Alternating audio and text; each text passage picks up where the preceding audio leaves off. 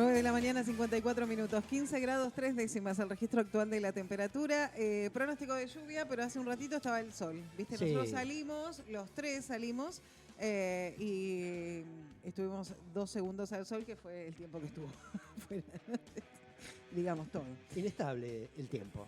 La vida. La vida, La sí. vida Las en general. emociones Sí. y todo eso. Sí, estamos todos así como a flor de piel, buscando jubiladas. Yo hago un llamado a la solidaridad y creo que se suma aquí nuestro filósofo de cabecera. Le damos la bienvenida a esta edición 2026 de Pasado de Rosca, Miguel Santagada, que también está buscando alguna jubilada, claro, con acceso a dinero, que tenga dinero y que preste.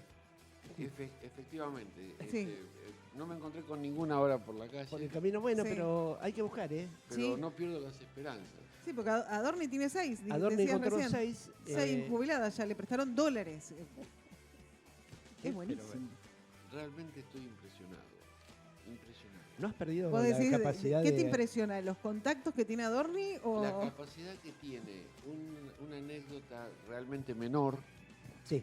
para tapar un problema realmente fuerte. Sí. Que es el más importante, es el de la exacción, el afano del salario, del valor real Sí. del dinero del trabajador Sí. Sí. y de la trabajadora y del sector, digamos, jubilado. Sí. Ese para nombrar uno solo, Ese uno para solo de nombrar los temas. algo que hace a la política. Sí. Ahora, lo que hace al delito, al crimen, el caso Libra me parece mucho peor. Sí. Es terrible. Ese Sí. es el punto. Y sin embargo, el foco no va al centro del escenario, sino que va a los cortinados, no sé, al telón. Y otro de los temas que están pidiendo y que entiendo que se va a tratar en los próximos días en la Cámara de Diputados es la ley de glaciares, Sí, creo que se va a tratar mañana. que es un Sí. recurso fundamental que entiendo el mundo desea con ansias, que es el agua. Nosotros lo tenemos y Sí. se lo vamos a entregar de la mano del RIGI a quien venga y haga uso y abuso, y encima, además, con el agravante de que no deje un mango para el país, no genere puestos de trabajo, y de eso tampoco se está hablando. De eso tampoco se habla. No se habla, por ejemplo, de que era por ley, obligación, tratar este tema con audiencias públicas. Exactamente. Sí. Hubo no sé qué cantidad de Enorme, inscriptos para la miles y audiencia miles. pública y solo participó menos del 1%. Sí. Sí. De los cuales, por supuesto, eran casi todos opositores. Ujú. Pero entre ellos también había gente que estaba a favor. Sí.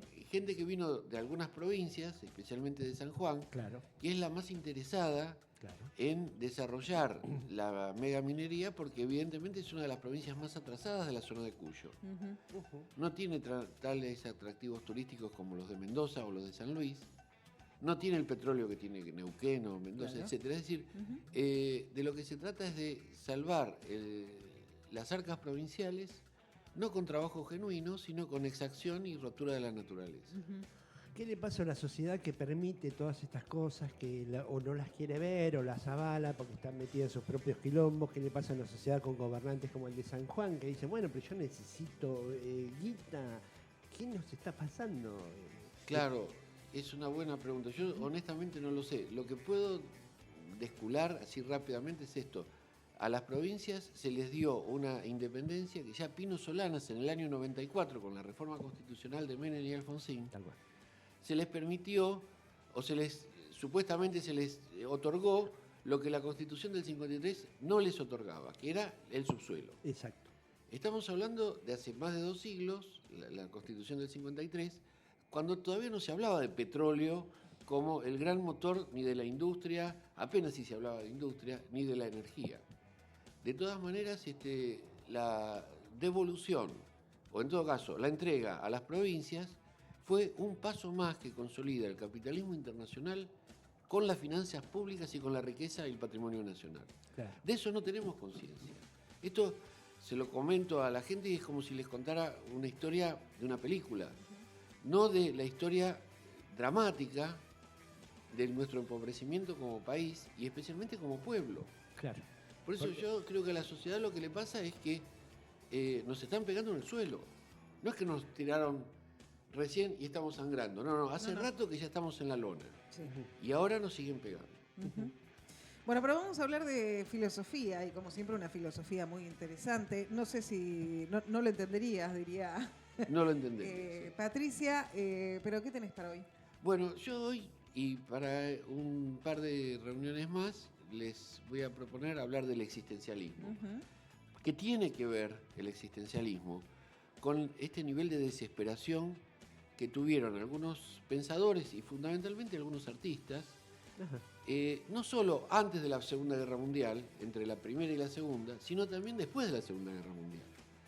Porque tengo que traer esta información, mucha gente no la conoce. A ver. La Segunda Guerra Mundial la ganan los aliados, pero el verdadero triunfador de la guerra ideológica, de la guerra cultural, fue Goebbels, que era alemán, que pertenecía al bando derrotado, al eje. Sí. Goebbels desarrolló una serie de principios, él era el ministro de la propaganda, así se llamaba, ministro de la propaganda, que desarrolló una serie de principios, de los que hablaremos en algún momento, que por supuesto todos los conocemos, no porque los aplicamos, sino porque los aplican sobre la opinión pública. Esto realmente llama la atención a más de 80 años de terminada la Segunda Guerra Mundial. La batalla cultural. Sí. La diríamos. batalla cultural. Ahora la hacen desembosadamente, Claro. o en todo caso la están haciendo como simulacro, porque ya la ganaron. Claro. ¿Qué es el cine de Hollywood? ¿Qué fue la televisión argentina en los años 60 y 70? Claro. Con esos espías que mataban a los rusos, esos espías, no, esos paramilitares, El Santo, yo de los que me acuerdo, El Ladrón sin Destino, Cipoll. Se nos adiestró para pensar en términos de bueno o malo un mundo que es mucho más complejo. Y un hijo de su madre, pero de toda esa generación, es el presidente de Estados Unidos. No quiero hablar muy fuerte porque nos van a banear. Pero de verdad, Claro. un tipo que dice a las 8 de la noche vence el plazo y ahora tiro, no dice que va a tirar bombas atómicas, probablemente no tire nada, porque el hombre vive realmente en una burbuja. Tal cual. Bueno, pero vamos a retroceder al existencialismo de Jean-Paul Sartre. Sí. Jean-Paul Sartre ha sido realmente uno de los grandes filósofos de toda la historia. Ajá. Por supuesto, no se lo puede comparar ni con Kant ni con Hegel, porque él no se metió en la cuestión, podríamos decir, del conocimiento, del Estado, sino que se metió en la cuestión más íntima del ser humano, el sentido de la existencia. Si no podemos resolver el problema de nuestra existencia, mal podemos pensar, decía Sartre, en resolver el problema de la sociedad. Por eso es que, como filósofo, como escritor, como crítico literario, pero fundamentalmente como activista político, ha sido uno de los mayores exponentes de las ideas de la rebeldía. No se coman la curva, no se decía eso, no sé cómo se dice en francés. Ne pas manger, no sé, la curva. Es muy conocido también por su relación con la filósofa y pionera del feminismo, de la que hemos hablado alguna vez, Simone de Beauvoir.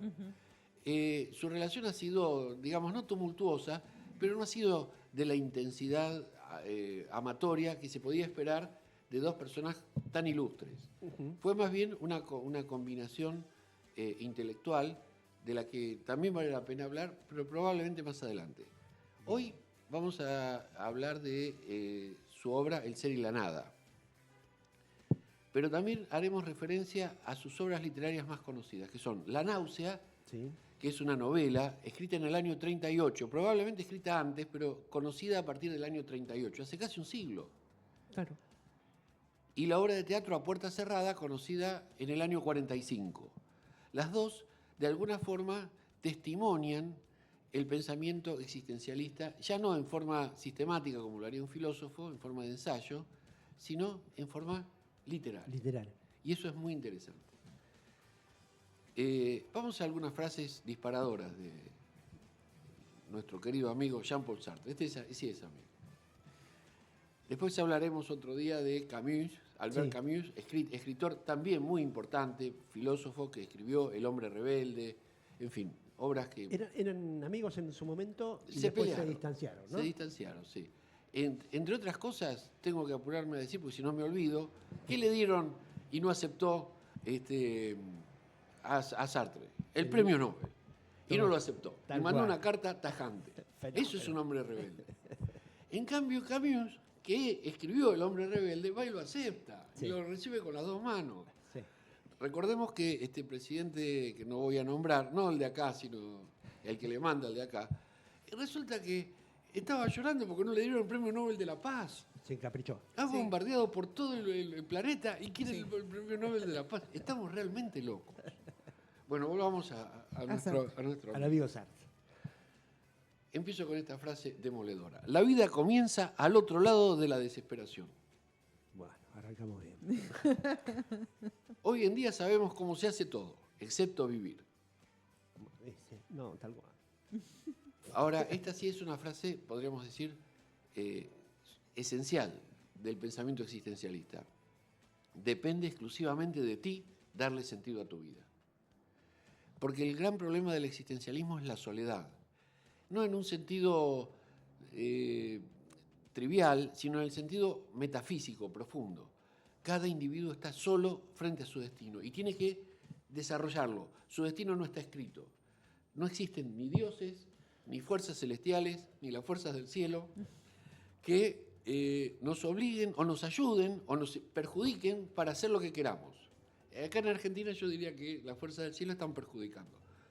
Pero Sartre lo que dice es, todo depende de vos.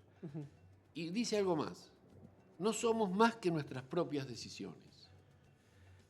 Y la termina diciendo, para saber lo que vale nuestra vida, no está de más arriesgarla de vez en cuando. Wow. Y él la ha arriesgado más de una vez. ¿Cómo no asociar esto con un exacerbado individualismo que no es precisamente por lo que pregonaba? Bueno, en A Puerta Cerrada, no quiero spoilearla, recomiendo que la lean, es una obra de teatro. Ojalá que en algún momento, acá hay muy buenos actores, muy buenos elencos, se podría hacer, son nada más que 4 personajes. En A Puerta Cerrada se plantea ese tema. Por eso, el gran tema del existencialismo junto con estos es el infierno son los otros. El infierno son los otros. Y en La Puerta Cerrada, 3 personas convergen sin conocerse, pero advierten que su identificación y su desarrollo existencial depende de los otros. Claro. Claro. Es decir, no se trata de un individualismo narcisista, sino se trata de un individualismo, podríamos decir, metafísico, es decir, que trasciende al hecho fáctico de vivir con los demás. Claro, podés decidir y tenés que decidir sobre tu propia vida, pero siempre en relación con los otros. Exactamente. Y el lema fundamental es la libertad nos condena. Estamos condenados a ser libres. Ahí va. No podemos no decidir, no podemos no ser libres. Y esa es nuestra angustia. Tema que, sin duda, ocupa gran parte del desarrollo del ser y la nada, la angustia. Otro tema interesante es el de la mala fe, que veremos ahora mismo, y el de la desesperación. Otro filósofo del que no hemos hablado todavía, porque no le doy mucha bola, pero es del siglo XIX, es un filósofo danés, que ha hablado justamente, ha escrito el libro, el Tratado de la Desesperación. Ya me voy a acordar, porque se me van los nombres, lo tengo por supuesto en la punta de la lengua. Es un filósofo danés que también era pastor evangélico y que abogó por el comienzo de una filosofía humana, es decir, existencial. No por una filosofía política, sino por una filosofía social. Bueno, ya me voy a acordar. Eso va a venir. El principio fundamental es que la existencia precede a la esencia, que había enseñado hasta entonces la filosofía canónica, la filosofía tradicional, que lo que hacía que las cosas sean lo que son es la esencia. Por ejemplo, un perro, no importa si es blanco, negro, grande o chico, es perro, tiene la esencia de la perridad. Este es un concepto medio platónico, medio aristotélico, que en realidad no cuaja al hombre, porque el hombre primero tiene que existir, para luego llegar a ser quien es. No depende de su destino. Por supuesto, hace algunas abstracciones Sartre. No es lo mismo nacer en la toma de la movediza que nacer en el country y Sierra de Tandil.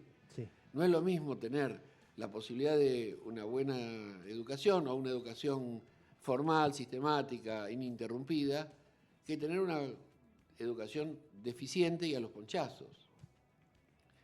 Pero bueno, en eso consiste la existencia.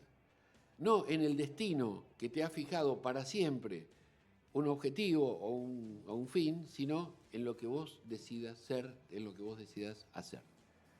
Por eso no cuenta la preexistencia de una naturaleza o esencia humana que pueda determinar de cualquier manera al hombre. Lo que nos determina es precisamente nuestra decisión, es nuestra voluntad. Y negar eso es la mala fe. Bueno, lo vemos constantemente en la política. Siempre la culpa la tuvo el otro. Claro. No es que el logro de mis objetivos se ve impedido por mis propios fracasos, por mi propia imperfección. No, me ponen palos en la rueda. El riesgo Cuca. El riesgo Cuca. Bueno, tenemos a otro especialista en la mala fe. Es decir, el hombre que siempre echa la culpa de lo que pasa a los que vinieron antes. Como si él no hubiera estado antes, como si él hubiera nacido de un repollo. Bueno, lo más importante, entre otras cosas, niega la idea de algún Dios creador. No dice no crean en Dios, muchachos. Dice, no, el hombre y la naturaleza o la esencia humana no depende de ninguna fuerza que no sea la propia existencia humana, con todos sus problemas y con todas sus imperfecciones. La subjetividad del hombre que se piensa y adquiere conciencia de sí mismo empieza por existir, se encuentra, surge en el mundo y después se define. Ajá. Cada persona entonces es radicalmente libre, pero esa libertad conlleva una angustia, porque cuando elegimos dejamos en el camino opciones que evidentemente podrían haber sido más exitosas que las que hemos tomado. Claro. Haces una cosa, pero dejaste de hacer muchísimas otras. Exactamente. Abro la ventana, entra aire, pero también entra, no sé, un bicho, una avispa. Sí. Entonces, la carga de ser responsable de lo que uno hace y, en cierto modo, de lo que la humanidad hace a través de uno.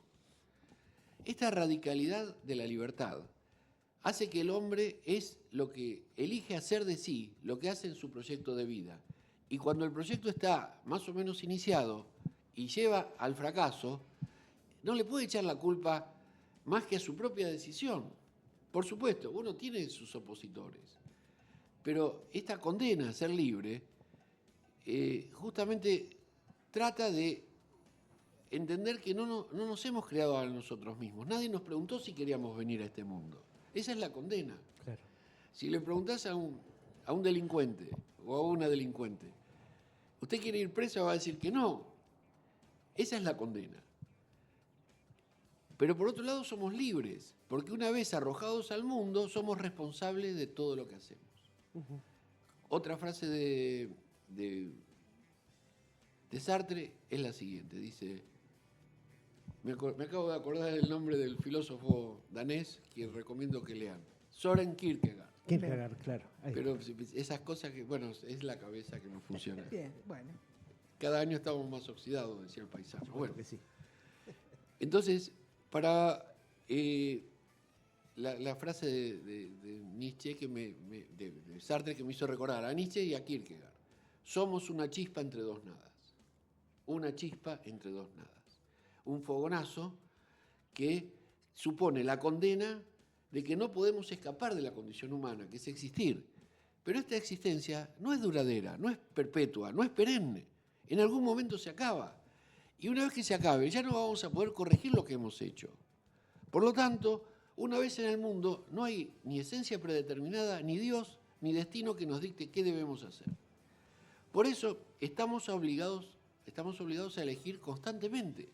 La libertad no es un privilegio opcional, sino una carga inevitable. Si eso no es angustiante, ¿qué es definirme angustia? Claro, porque es mejor que te digan, bueno, mira, anda a calentar el agua, Claro. Tomá mate pero no le pongas azúcar. Entonces vos protestás, pues también me Claro. mandaron la puta madre. Claro. Ustedes fíjense cómo funciona la televisión de los 60 y cómo se prolongan las redes sociales, especialmente estos shorts de Instagram, etc. 6 tips para mejorar el mal aliento, etc. 6 tips para no engordar, 6 tips para aprovechar el jugo de la fruta. Todos estos tips hacen que el individuo, en lugar de no saber qué hacer, haga lo que le dicen. Es decir, ceder por 2 centavos la libertad.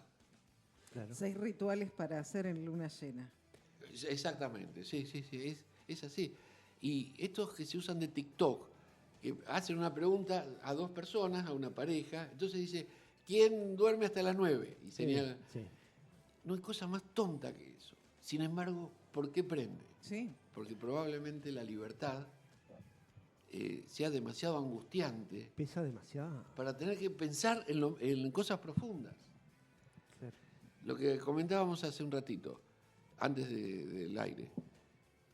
¿Por qué nos preocupamos por las propiedades mal habidas o bien habido por los viajes que hizo este muchacho de calvicie pronunciada? Y no por lo que hizo el que tiene la peluca de verdad. Claro.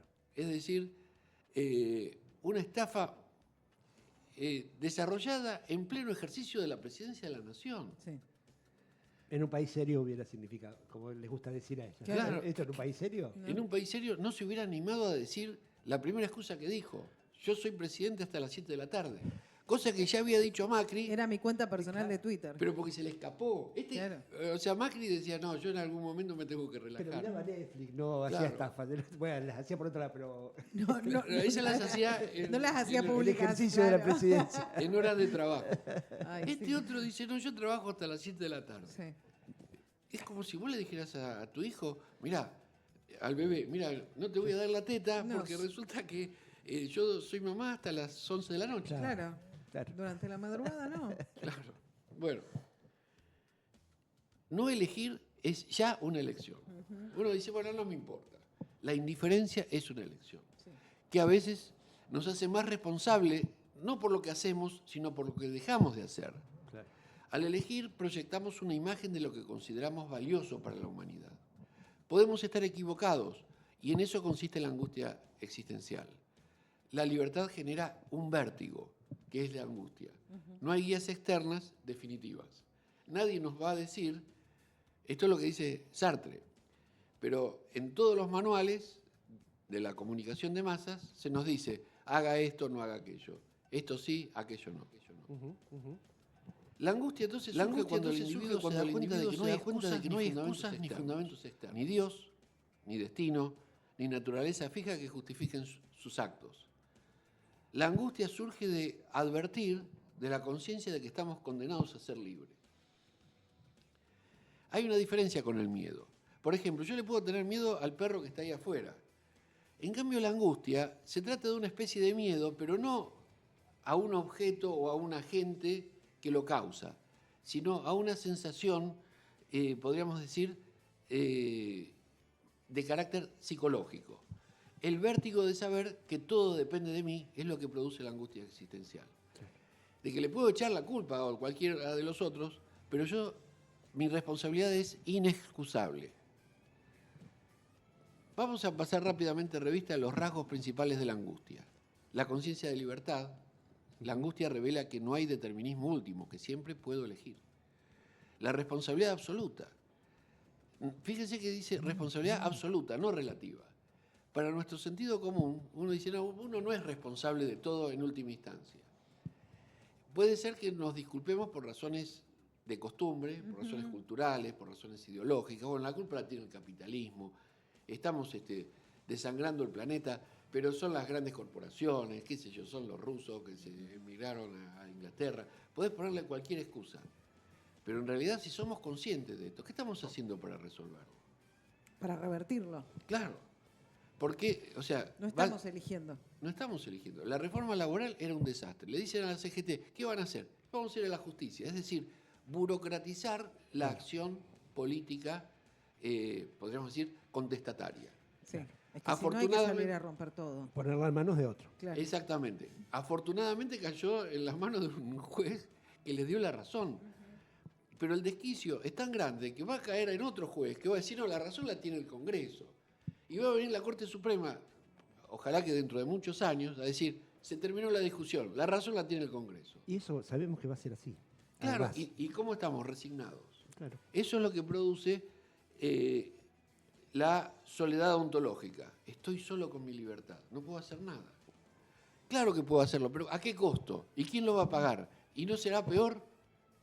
Bueno, esa es la mala fe. Muchas veces huimos de la angustia refugiándonos en excusas. ¿Qué querés si tienen todos los medios a favor? ¿Qué querés si Majul todos los días predica? No importa Majul, no debería importar. No quiero negar la gravitación que tiene la por prensa supuesto. en el pensamiento, digamos, hegemónico. Lo que quiero decir es que eso también niega nuestra libertad. La mala fe, entonces, ¿a qué se refiere? Al autoengaño mediante el cual intentamos escapar de la angustia que produce la libertad radical. O sea, está bien, yo tengo responsabilidad, pero no soy el único. Miren a los otros.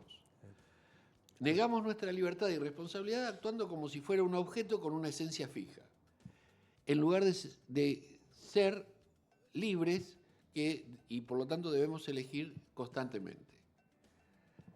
Los rasgos principales de la mala fe son una forma de mentir a uno mismo. El sujeto sabe en el fondo que es libre, pero se oculta esa verdad para evitar la angustia que conlleva. Todos tenemos mala fe, no hay ninguna duda. Entonces, le ha dicho algún crítico a Sartre, porque Sartre ha sido fuertemente criticado. Y se prendía, ¿no? Además no le esquivaba el bulto a la polémica. No, la verdad que no. No, él discutía, incluso discutía en la calle. Son famosas las fotos de él tomando café en bares del centro de París. Él era parisino a morir. Sí, a morir, sí. Y fumaba terriblemente. Eso le costó la vida a los 80, al menos de los 80 años. Creo que 72 tenía cuando murió. Pero la que más fumaba parece que era Simón, que murió más joven que él. Murió unos años antes. Yo recuerdo el día que murió, estaba en la facultad en el año 80, que nos enteramos y decíamos, ¿y por qué no nos, estudiantes de filosofía, por qué no nos enseñan a Sartre? Entonces, un profesor, no era filósofo, era profesor de filosofía contemporánea, decía, ¿sabe qué pasa? Se murió esta tarde. Nosotros hablamos de los filósofos que se murieron hace un siglo. Era contemporánea. Vengan dentro de 200 años que le van a pedir al Sartre. Así que sigan así perdiendo el tiempo calentando bancos, se van a recibir dentro de 40 años y ahí vamos a poder hablar de Sartre. Bueno. ¿Influyó Sartre en una generación? Yo creo que no. En Argentina influyó relativamente poco en la generación de filósofos. El que más influencia tuvo, sin duda, fue el marxismo. Claro. Pero también se observa una fuerte influencia de Heidegger, porque ha habido profesores argentinos, uno de ellos, el gran profesor, no la gran persona, pero un gran profesor que se llamó Carpio.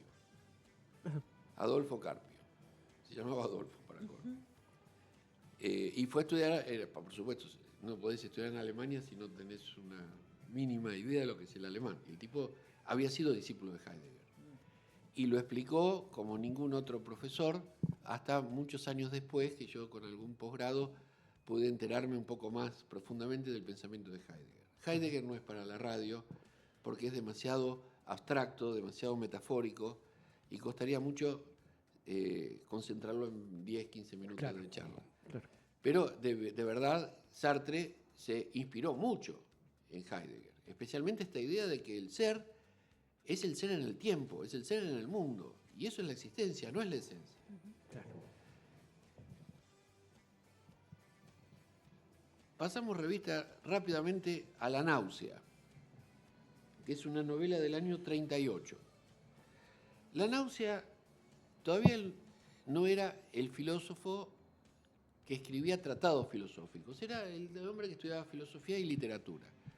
Ha escrito también un interesante análisis que se llama El idiota de la familia sobre la obra de Flaubert, creo que es Henri Flaubert, ahora no me acuerdo el nombre, bueno, que escribió nada menos que Madame Bovary, una gran novela, revolucionaria y prohibida en su época, porque Madame Bovary era la mujer casada con un médico mediocre de pueblo que logra o que intenta enamorarse de un galán que la pretende. Lo peor es que concreta sus intenciones y eso significó, bueno, un menoscabo absoluto para Flaubert, pero fundamentalmente un menoscabo absoluto para la imagen de la mujer que en esa sociedad victoriana de la Francia de fines del siglo XIX se intentaba dar. Bueno, La náusea resuma pesimismo y desesperación, pero también es un alegato en favor de la libertad. En unos tiempos en los que los fascismos ganaban adeptos y creaban las condiciones para la terrible masacre que se desencadenó después. No olvidemos que el nazismo ya existía en el año 38, pero estaba en ciernes. Yo no sé, por eso elegí a Sartre para este año, yo no sé si no estamos en algo parecido. Porque Trump no deja de ser una incógnita. como lo era Hitler. Recordemos que Hitler aprendió oratoria y dotes de actor teatral antes de convertirse en el líder aclamado por las masas. Este hombre fue protagonista de reality shows y de programas de televisión durante muchos años. Y siempre fue el fanfarrón, soberbio, desbocado, porque encima dice malas palabras. Para lo que para nosotros serían malas palabras, para Estados Unidos son verdaderamente oprobiosas. Sí, un poco payasesco, tiene algo de eso. Esto de decir, un día, mañana los bombardeamos, al otro día, cuídense porque van a desaparecer, abriremos las puertas del infierno. Esto parece una película con la lamentable contradicción de que no es una película. No es una película, hay un mundo adentro, hay personas. Sí, y encima, si vos querés enterarte de esto, lo que tenés son fotos o imágenes de inteligencia artificial que te confunden más. Claro. Porque no sabés si eso es Tel Aviv de hoy, es Tel Aviv de nunca, o Tel Aviv de hace 30 años cuando fue bombardeada también. Claro. Así que, bueno... Estaba hablando del 38, el nazismo creo que estaba desde el 33. Había sucedido. o sea, empezó prácticamente a mediados de la década del 20, pero poco a poco, ¿a quién les hace acordar esto de poco a poco? No a Mostaza Merlo, sino a otro que fue de a poquito y de la nada, porque era un cabo del ejército que había sido retirado del ejército porque tenía no sé qué lesión en la gamba o porque estaba loco. Medio chiflado, claro. Y era un mal pintor, un mal dibujante. Sí. Para esa época, para los estándares de esa época era un pésimo dibujante. Y sin embargo, de la nada, y con la ayuda del teatro, recomiendo una obra de teatro de Bertolt Brecht que se llama La irresistible ascensión de Arturo Huy, en español. Arturo Huy es A.H. Adolfo Hitler, ¿no? ¿Por qué? Porque muestran una versión de un timorato, de un hombre sin gesto, sin carisma, hasta que se convierte, gracias al profesor de teatro, en uno de los más brillantes oradores de la historia de Alemania, donde sobraban los oradores. Claro. Entonces, uno piensa, ¿no estaremos en un mundo parecido? Ojalá que no se repita, pero tenemos que tener en cuenta que esa idea de la condena, de la libertad, de la angustia, de la incapacidad de movilizarse, de no poder organizarse, y, entre otras cosas, él, Sartre, fue testigo de cómo la Unión Soviética, la gran revolución socialista, se venía convirtiendo en la maquinaria burocrática, represiva, Un régimen cruel totalitarista. de Stalin. Claro. No hay que olvidarse de eso, porque está bien, Hitler fue un monstruo, pero Stalin no fue una flor en el medio del campo, una flor en el desierto.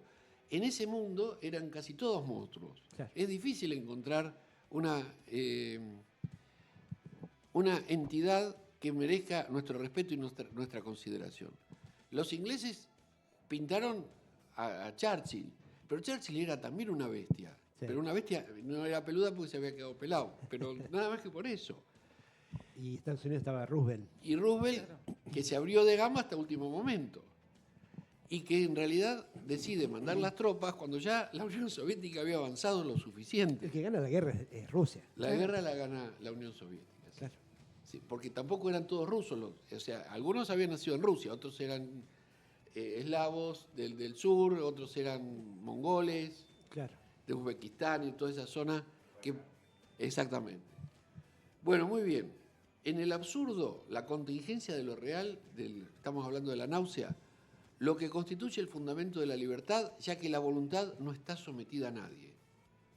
El hombre puede rebelarse contra la tiranía y elegir su propio camino, una vez aceptado el hecho irremediable de que nada tiene sentido. ¿Y cómo llega a esta conclusión el protagonista, que es Antoine Roquentin, se escribe Roquentin, que vive en una ciudad ficticia que se llama Bouville, que sería algo así como una ciudad tonta, Bouville. Se da cuenta de que la vida carece de esencia predefinida y que el ser humano, enfrentado al absurdo, debe inventar su propio sentido. ¿Y qué hace Antoine? Antoine intenta reconstruir la vida de un marqués del siglo XVIII. Y en sus hallazgos descubre que su propia vida, que la vida del que está investigando, y su propia vida realmente no tiene ningún sentido. Uno no sabe hacia dónde ir y tiene la responsabilidad de asumir una decisión.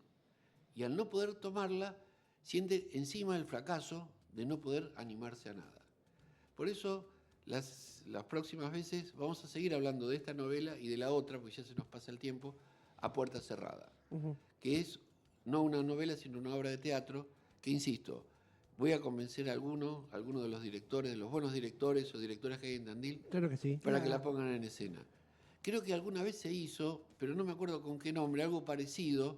Son 3 personajes que se encuentran en el infierno. No quiero spoilear más. Y esos personajes que se encuentran en el infierno no son del todo conscientes de su situación perpetua. Creen que están en el mundo todavía. Bueno, por hoy creo que hemos dado muchas vueltas. Genial. Vamos a seguir entonces con Sartre. Y con Sartre y con el existencialismo de otros autores franceses, algunos católicos, Ajá. que también Sartre era ateo, vamos a decir. Era un ateo terrible, sí. Camus estaba en la mitad, pero también era un genio. Y otro que era un genio era Marcel, se me fue el apellido. Marcel es el apellido. Quien ha contribuido a purificar de ateísmo al existencialismo. Ha tratado de explicar, yo creo que con buenos términos y con buenas intenciones, por qué se necesita la creencia en Dios y por qué Nietzsche en ese caso estaba equivocado. Ajá. Pero eso lo veremos. Bien. Muy bien. Y A lo largo veremos, del año. el mayo francés tiene algo que ver con esto. Esto es muy anterior al Mayo francés. Sí, pero digo, la idea. La idea del Mayo francés es más de Marcuse, de quien no hemos hablado, creo. No.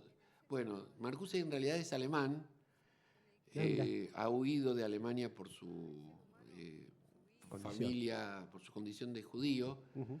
se ha afincado en Estados Unidos y ha desarrollado 2 libros fundamentales en Estados Unidos. Uno es El hombre unidimensional Sí. y el otro es Eros y civilización, una especie de reinterpretación de los años 60, 50 y pico, 60, de nada menos que de Freud, mezclando el psicoanálisis con el marxismo. Vale la pena también detenerse en Marcuse, que fue el verdadero inspirador del Mayo francés. Sartre no fue un opositor, por supuesto, pero contribuyó levemente a la causa de obreros y estudiantes unidos y adelante. Nos vamos a encontrar cada 15 días, ¿no? Cada 15 días, Muy bien. cuando quieren. Si quieren vengo mañana también, pero Bueno. Por supuesto que sí. Bueno, cualquier cosa te avisamos. avíseme un rato antes, eso sí. Me Listo. tengo que tomar el remis. Claro, muy bien. Y fíjate si encontrás alguna jubilada o algo. Sí. Un Si encontrás más jubilado. de 6, repartí. En ese caso no vengo. Llamo por teléfono y le digo, miren, vengan a visitarme. ¿Qué quieren? ¿El country de allá de Sí. la ruta No, 74? nosotros con poco, no, nosotros con un departamento, una casa, un 2 ambientes, nos conformamos, ¿Con no un 2 queremos gran ambientes? cosa. Sí. Nosotros Pero- no. ¿Vos decís que Nosotros le somos los que estamos estamos en el piso que nos están golpeando. Claro, Todavía. Ten en sí. cuenta eso. A mí me gustaría un DERPA de estos de Bertoli, o de estos nuevos de la calle Brasil, no sé si los vieron. Sí. De afuera, por supuesto. Por porque supuesto. No sí. nos hace invitarían a mucho que entrar. Sí, Bueno, con uno de esos estaría bien. Pero primero tengo que encontrar a la jubilada que me quiera Bueno. hipotecar prestar dólares. unas 200 lucas. ¿sí? Bien, Claro. que no sabemos cuándo vamos a poder devolver. Exactamente. Porque imagino que esa debe haber sido la condición. Gracias, Miguel. Gracias. Gracias a Miguel. ustedes. Miguel Santagada con una filosofía muy interesante.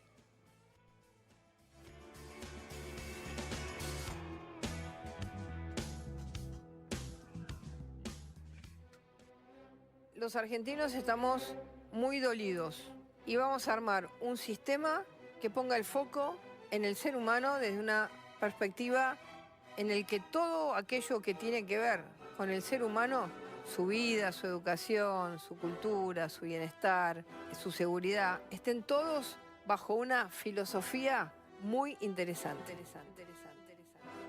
No entiendo. Ya lo vas a entender. Es que estamos rompiendo estructuras. Vamos a hacer estructuras distintas que va a mirar integralmente a los argentinos para que estén, digamos, para que pasen del llanto a la alegría, de la destrucción